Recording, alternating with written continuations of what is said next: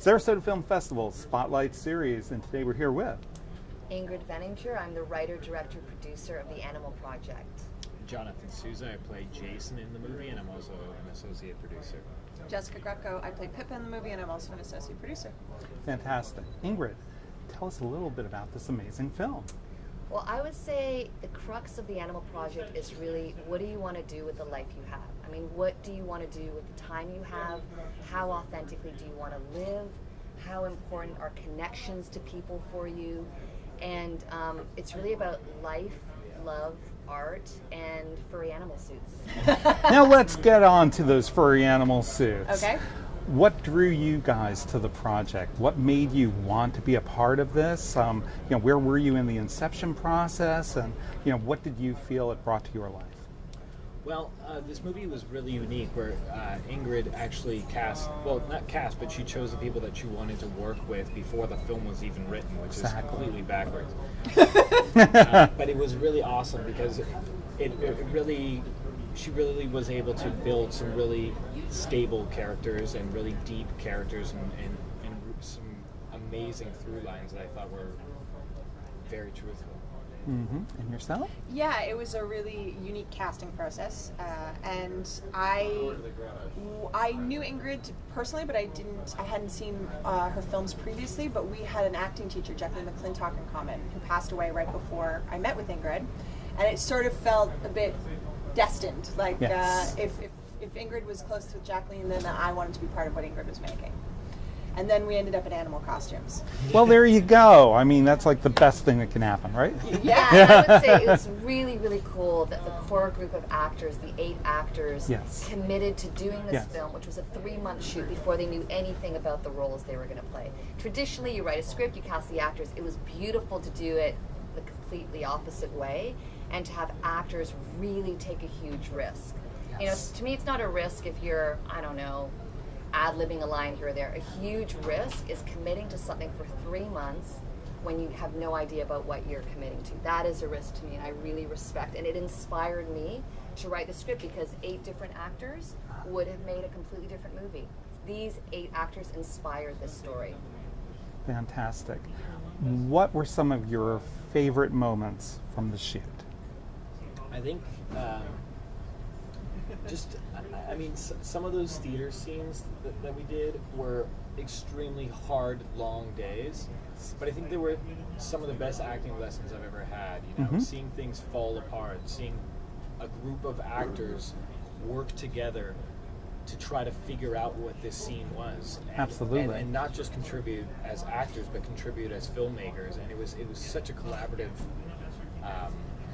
movement to make those scenes work, which was amazing. For yourself? I'm the donkey in the film. Pip is the donkey, and I had very little visibility in the suit, so I actually found it really tough shooting. And I had a hard time when we were out in the city in Toronto. But there was something when you would see stills from it, and when you would see people's reactions to you, like.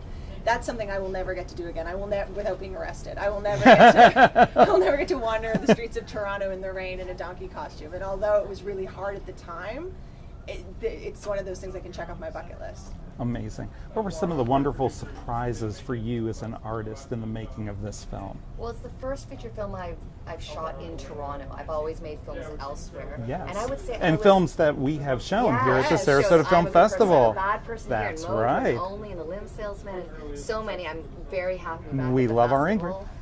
But I was really impressed at how receptive the Toronto filmmaking community was to this really unconventional project. Yes. Like Malabar gave us the animal suits. The value of those animal suits, renting them, would be about $20,000. Wow. Post-production facilities, Toronto theaters, the streets, the community really stepped up. And I think for DIY micro-budget filmmakers, we rely on our community so much. The actors stepping up, so the suppliers, the equipment houses, the crews stepping up is so important. And now with film festivals also giving us this incredible platform to reach audiences, and we'll have the film on VOD in the US on June 6th, so anybody that doesn't see it in Sarasota can see it online. That I think it's a very exciting time to be a filmmaker, and making the Animal Project kind of confirmed that. And it's inspired me to keep going, because filmmaking is hard, but when the community steps up in the way it did, it inspires me to make another one. So I hope to be back. you made so many of your films with your family. I feel like you've found another family here in the making of this one. Let's talk briefly about some of the challenges you might have faced, as actors doing this. I mean, you talked about the suits, but I think there's like so much more emotional rawness that came here. Can you talk a little bit about that? Yeah, for sure. Well, as well, wearing those suits, it's very hard to emote when you're in a mask. He's the cat. Outfit. I'm the cat. Yeah. And there's a lot of really heavy scenes in that Absolutely. that cat suit where Yes. I've got to show that without using my face. I've just got this Yes. cat with kind of weird kind of face, and it's extremely hard to Sure. tell the story that way. Have you screened here yet?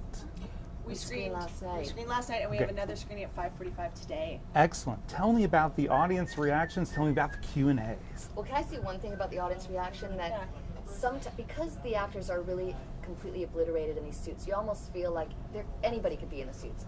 But the thing that comes out of the Q&As again and again is how much people engage with the actors that are in the suits and how much emotion is coming out of these Yes. costumes, even Totally. though your expressions are completely obliterated, that they feel the transformation. And a constant question Yes. is, how did the actors transform, and how are they different from the start of the production and then through being in the suits? How were they different at the end of the production, and how did the animal suits concretely change their lives? So let's talk about that.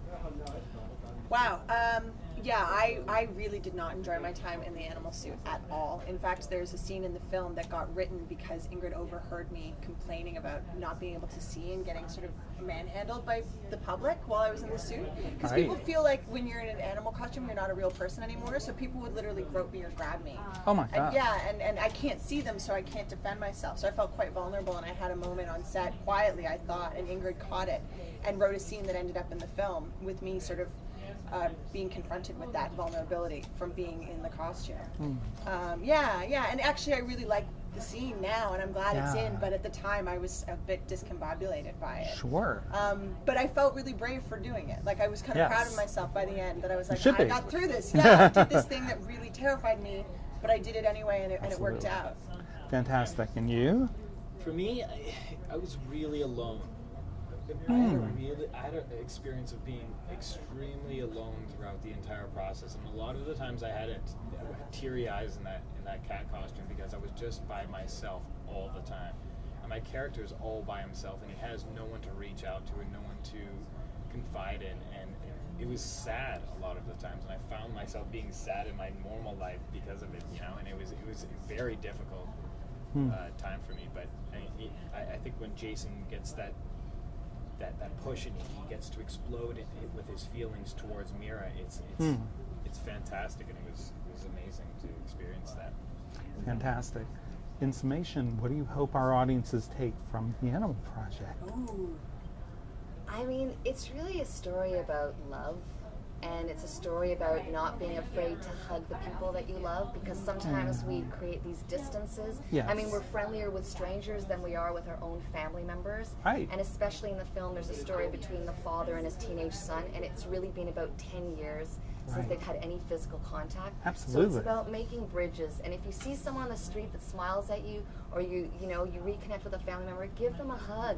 Free hugs all around, I say. So I'd like to see people hugging on the streets of Sarasota after seeing the Animal Project. There we go. Thank you so much for your time. You've been lovely. The movie is amazing. Thank you so much. Thank Cheers. you. Cheers.